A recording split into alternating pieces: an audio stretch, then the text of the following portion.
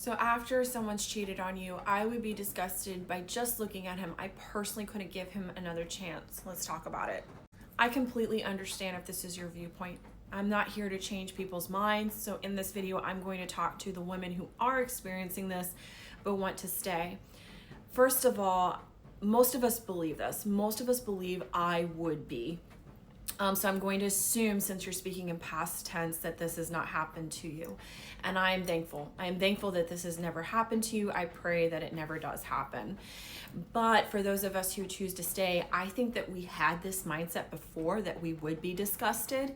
And in the process of experiencing it as married women with children involved, everything's connected together. And this just seems to pop out of the blue.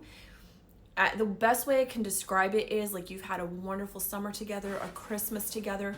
You've had all these wonderful things together and wonderful memories made, going through birth with this person, having anniversaries, Christmases.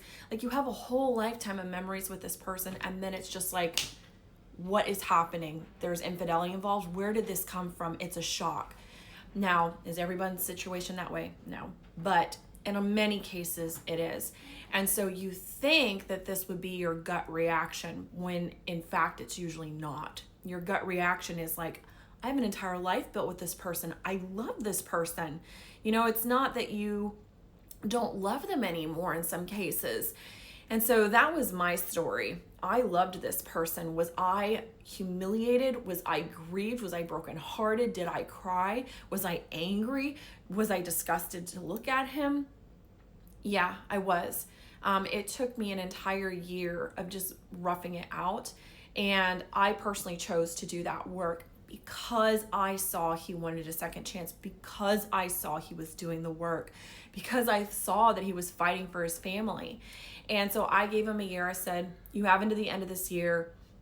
And if I still don't feel like I'm interested in this relationship because you've broken my heart, you've betrayed me and broken all trust, I am going to ask for a divorce. And during that year, I saw that he read 120 books. I saw that he went to SAA meetings. I saw that he did therapy twice a week. I saw that he joined a men's group. I mean, my husband really put in a lot of work to try and rebuild the trust, rebuild the intimacy that he had broken in our marriage.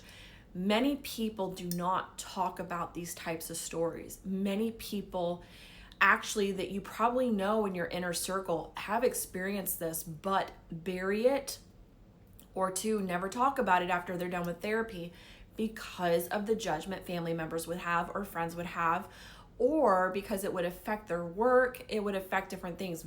People really strongly have viewpoints on this and very strong judgment and opinions on this. Understandably, I think a lot of people that see this type of content are triggered by it, have gone through personal experiences that trigger them on this. So I understand that everyone who falls upon our channel is usually in some type of emotional pain from past experiences or their own history book. But I share this type of content because 3 years later, my husband and I are in such a better place. In fact, we're better than we were before. Our intimacy has been healed. The trust has been restored. He is just someone I am so proud and honored to be married to these days. I see him working with other men through corn addiction. I see him really pulling these men out of the pits that they've fallen into.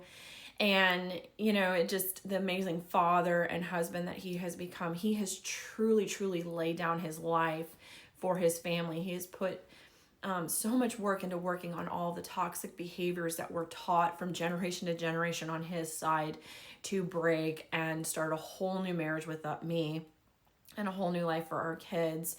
So I truly am honored. I'm not disgusted to look at him. And I know a lot of us think that this would be the initial reaction. I would say it is probably in the very beginning. But by year 2, I saw the work he'd done and what he was trying to do to restore trust. And the 3rd year, I'm so happy that I chose to stay.